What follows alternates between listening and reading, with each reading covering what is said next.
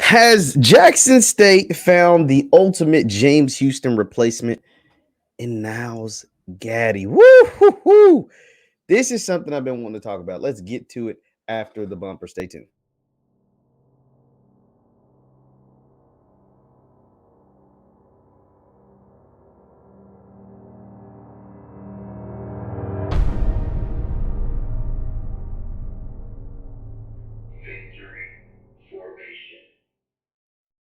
What is up, everybody? What is up, everybody? My name is JeffLightsyJr. here with the Black Boss channel and Victory Formation. Thank you guys for tuning in. Be sure to hit that thumbs up button, like, share, subscribe, and the notification bell because we upload every single day. Now, Jackson State, yes, they took home the victory in the Southern Heritage Classic 16-3 with another dominant defensive performance. The offense finally able to score a touchdown late, but the kicker, Mr. Mata, he's proven his worth.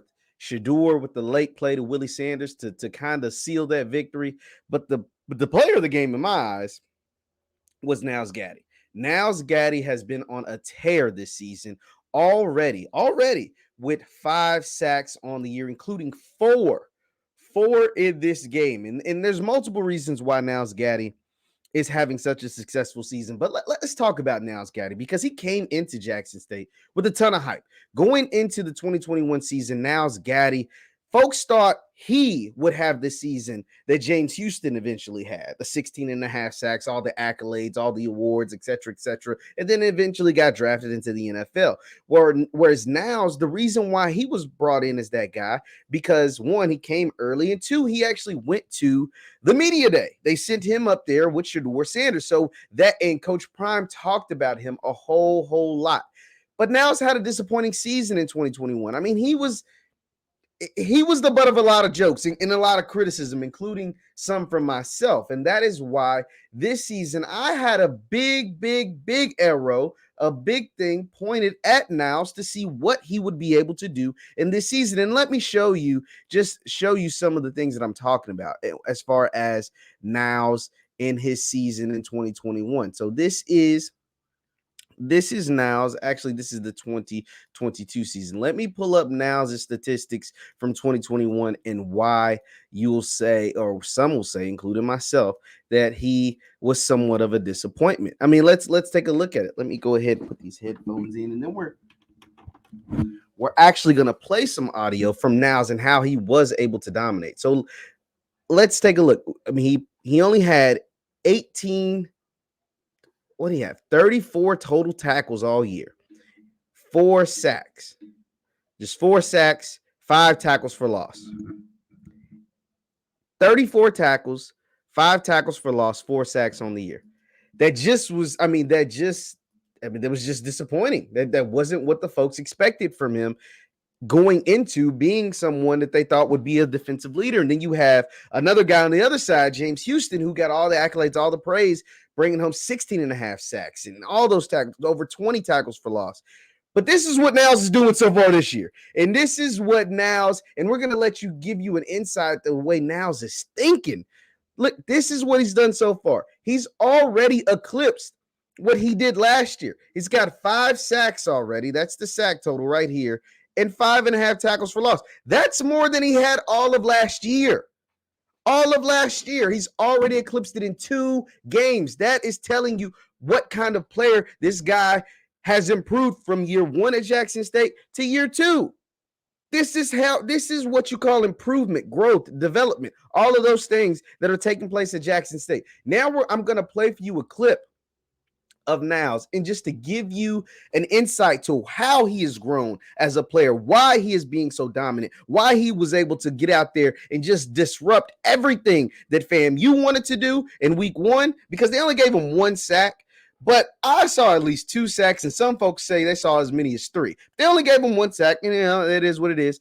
But then he came back and had 4 against Tennessee State, and you couldn't make no mistake that he was out there just totally disrupting the game plan. Here from Nyles, this is clip from Nyles in the post-game press conference on how he was able to dominate the offensive line at Tennessee State. This video is courtesy of HBCU Game Day. Shout out to HBCU Game Day. This is video credits to them. Fair use, fair use, fair use. Not trying to get a copyright strike. But here is what Nyles had to say about his performance and how he was able to dominate.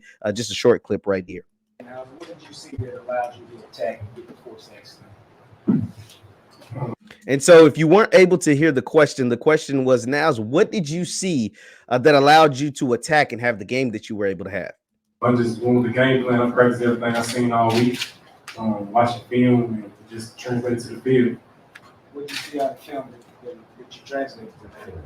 And they asked him, what did you see on film? And I love this answer by him because this tells you what type of study habits this young man has, what he is looking. I mean, listen to the answer. So when I was watching the left tackle, I see every 3 steps he's gonna punch. Those 2 punches, and then the right tackle, he likes to look inside as soon as he turns his shoulders. So I take it. So I didn't use power, and then the left tackle, I just took what I wanted from him. So the man studied so much film that he was able to notice that every 3 steps on the left tackle that he punches. So you have a way to counter that. And then he said for the right tackle, when he does a certain turn, that means he's going inside. It means he's trying to take his defender inside. So he was able to counteract that. And you know what he's saying is true because he was able to get around those things to the tune of 4 sacks in the game. And if you remember, James Houston's coming out party was this very same game in the Southern Heritage Classic. He had a good game in the FAMU game, just like Nyles had a good game in the FAMU game in the Orange Blossom Classic. But week 2 is when we were like, yo, whoa, James Houston just had 4.5 sacks. Who is that dude? And that is when he started to raise the eyebrows of the NFL people, of the fans at home, and he continued to have a dominant season throughout the rest of the year and eventually getting drafted by the Detroit Lions. Nyles Gaddy is on that same trajectory. He had a really good game against FAMU, disruptive. They blew him out 59-0. But the talk of the game was Deion Sanders and the way he played and all the touchdowns and stuff like that. But Nyles in that defense was like, yo, they was impressive as hell, only giving up 3 points. Then this week comes. Shedeur and the offense struggles a bit. They struggle a bit. It just is what it is. They were able to run the ball effectively, but they struggle a bit. But who still came to play? Nyles Gaddy in that JSU defense. And Nyles Gaddy finished the game with 4 sacks. 4 sacks. You can't teach that. But it's the way he got the sacks. The fact that he studied the tendencies of the O-line. That is what pros do. That is what eventual pros and current pros do, both at the college level and obviously at the NFL level, studying tendencies, noticing every 3 steps he punches, noticing if he turns a certain way, that's what he's trying to do, noticing, and then not only noticing that, but having counter moves, being able to counter that to your effectiveness and disrupt the entire gameplay. Now, watch what Coach Prime had to say about Nyles and his performance. This, once again, is brought to you via HBCU Game Day. Shout out to HBCU Game Day. This video is brought to you from them. This is what Coach Prime had to say about Nyles Gaddy's performance in the Southern Heritage Classic. What were your thoughts on Nyles? He's causing havoc. I mean, we thought he had a few sacks last week. We checked and it wasn't the case. But that just upset him because he felt like he had it. So he didn't want to leave here again with that same feeling that he had last week. The theme of this week was let's do it again. Let's do it again, and he did it. So he left a lot of meat on the bone last season.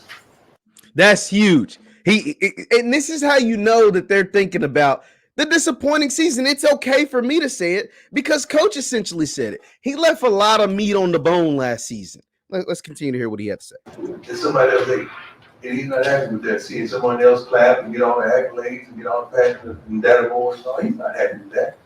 He wants that. Not that he's looking for that because he's not that kind of kid, but he's hungry. He's hungry, and he practices at that level. He studies and prepares those intricate things he just told you. That should allow you to know how detailed he is about his game and getting to the next level, which is the NFL. And that says it all. That says it all. The young man has a couple of missions in mind. It sounds like to go out there and dominate. That's the team's overall mission, but it's ultimately to get to the NFL. And the only way to get to the NFL is to put good games on tape, and not just good games on tape, dominant games on tape. That is exactly what Nyles Gaddy did in that Southern Heritage Classic. And to have study habits, to know the intricacies of the game, to know the tendencies of the opponent, to know what the offensive line is doing. When you do this, what do they do? When we do this, what do we think they'll counter with? How do we counter their counter moves, right? And to go in there and to put it all on display. This could be a fire season for Nyles Gaddy. It's already shaping up to be a fire season. He's already in 2 games had a better season than he had all of last year, right? Like already, like he's like if his season ended today, he could go down and say my 2022 year was better than my 2021 year, and it's only 2 games. Grambling and the rest of the SWAC better watch out, because if this young man continues to play at this level, Jackson State is going to be really hard to beat. Their offense didn't click. Their offense did not click. And they still were able to go out there and get 8 sacks, including 4 by Nyles Gaddy. Nyles Gaddy he is trying to put himself on those NFL draft boards. He's trying to rise up those NFL draft boards. Because think about it. When they talked about HBCU prospects, Nyles Gaddy is draft eligible, right? Like Nyles Gaddy can get drafted after he can declare for the NFL draft after this year. When they talk about NFL draft prospects in the HBCU sphere, he's a redshirt sophomore. They never mentioned Nyles Gaddy. Why? Because he had a disappointing year last year. He continues to make plays like he did in the Southern Heritage Classic and continue to put up numbers, the numbers that he has put up so far this season. He will continue to rise up the boards. The man is a great size, 6'4", 230 pounds. He's perfect size for the NFL. As an edge rusher, beware of Nyles Gaddy. You have been warned, SWAC. The SWAC has been put on notice. 5 sacks in 2 games. Everybody should know your name. He's not sneaking up on nobody anymore. What can he do moving forward? They may have their next great Jackson State pass rusher and Nyles Gaddy. And it's beautiful to see, because this is a person that I wanted to see what he would be able to do this year. And he's proven that he's able to do whatever, whenever he wants on that football field so far. Leave your thoughts in the comments down below. Once again, my name is JeffLightsyJr with the Black Boss Channel and Victor Formation. Thank you guys for tuning in. Be sure to hit that thumbs up button before you head out. Also, you can follow me on Instagram and Twitter at JLightsy7. That's Instagram and Twitter at JLightsy7. Thank you guys for tuning in, and I will see you next time. Peace.